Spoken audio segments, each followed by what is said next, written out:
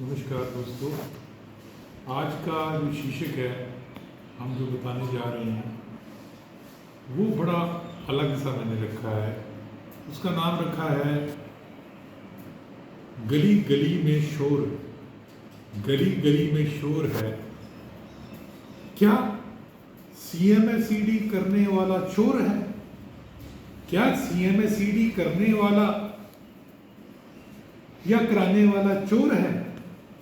तो इस पे मैं आपको व्याख्या दूंगा। YouTube पे और गूगल पे ये मानना कि सारी इंफॉर्मेशन करेक्ट है, गलत बात है। आप एक वेबसाइट बनाओ, 10 क्वेश्चन लिखो और 10 आंसर अपने मुताबिक लिख लो, चाहे झूठ ही हो आंसर।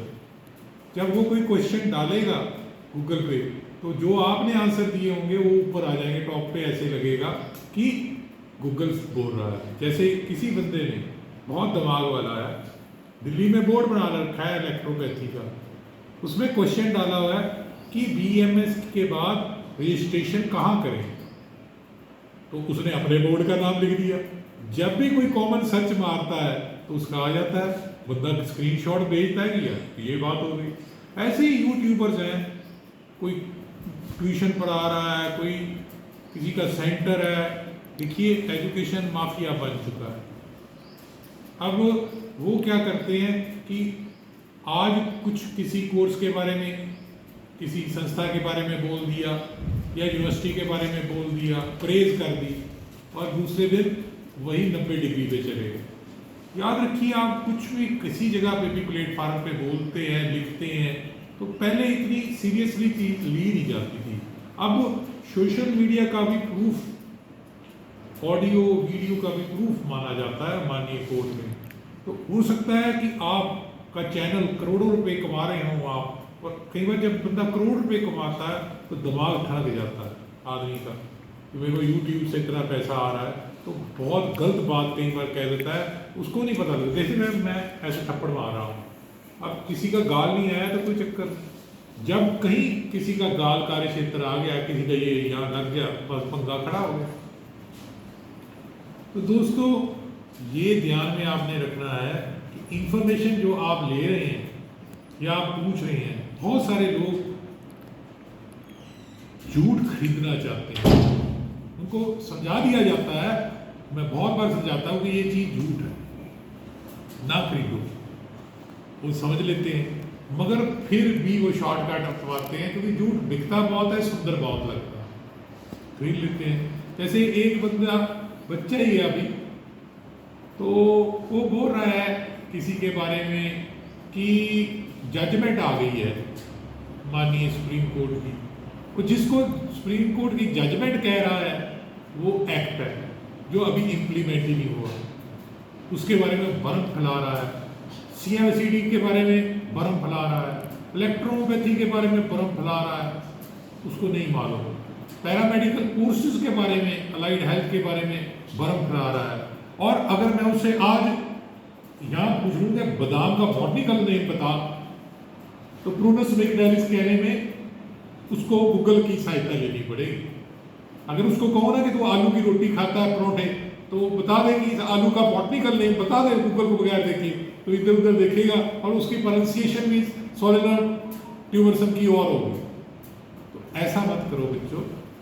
चैनल बना लिया तो ये ना समझो कि पत्रकार हो या पुलिस हो, जिम्मेवारी चलती है। पहले एक बस चलाने वाला 52 सवारियों का जिम्मेवार होता है, और YouTube पे एक वीडियो डालनी या कोई कमेंट डालना या किसी की अपनी YouTube वीडियो पे अपने आप ही क्वेश्चन डालना किसी संस्था के, यूनिवर्सिटी के नाम, और उसका जवाब नीचे गलत दबा देना ताकि लोग पढ़ेंगे तो वो बदनाम हो, तो डेफिमेशन के केस में अड़ जाओगे, फायदा कोई।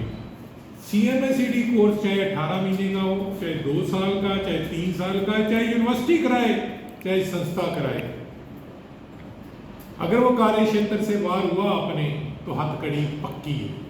और कोई दुनिया की ताकत जो है किसी संस्था को जो कि कानून के मुताबिक रजिस्टर हुई है, सीएमएसईडी कराने से रोक नहीं सकती, क्योंकि कंडीशन है।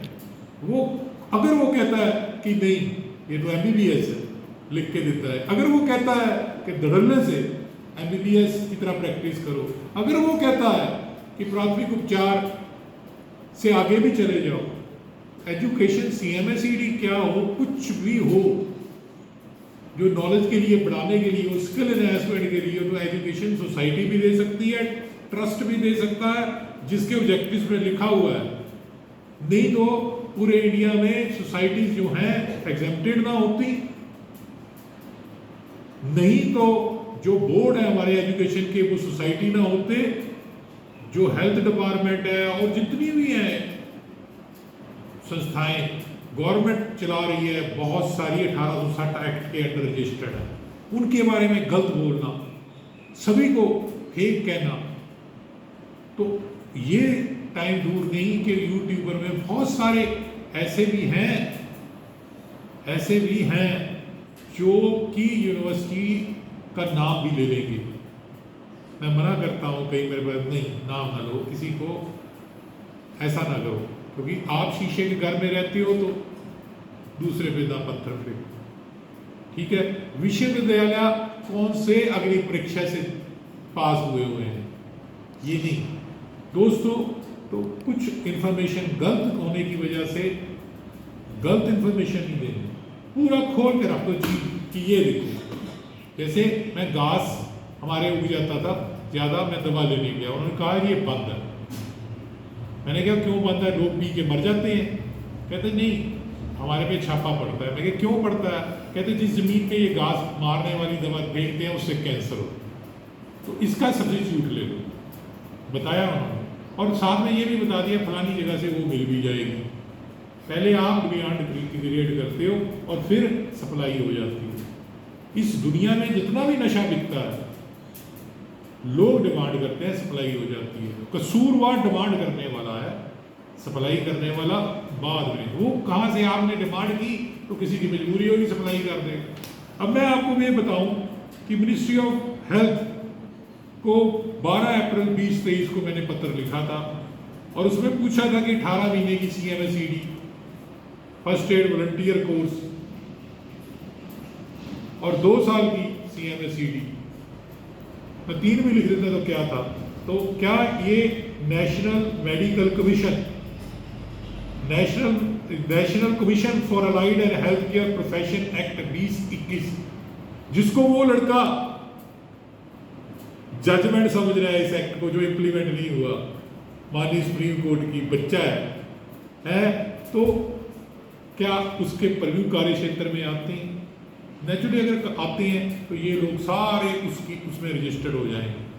और मैं एक और बताता हूँ, बिफोर कमेंस ऑफ एक्ट, चाहे वो 18 महीने वाला हो, चाहे 2 साल वाला हो, चाहे 6 महीने वाला हो, चाहे उसने एक्सपीरियंस लिया हो, जितना मेरा एक्सपीरियंस है और RTI है, बिफोर कमेंस सभी जितने सर्विसेज दी हैं वो सारे रजिस्टर्ड होंगे।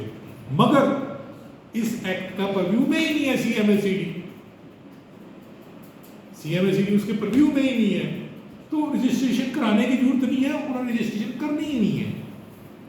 ये नहीं कि रजिस्ट्रेशन के मना कर देंगे, वो चीज़ उनके पास ही नहीं है, उन्होंने इस चीज़ के लिए वो बनाई नहीं, उसकी कैटेगरी ढूंढनी, उसके नाम जैसे ढूंढनी। उन्होंने कहा कि हमारे कार्य क्षेत्र में ही, कार्य क्षेत्र का मतलब नहीं कि ये फेक हो गई, कार्य क्षेत्र में कोई चीज़ ना होनी।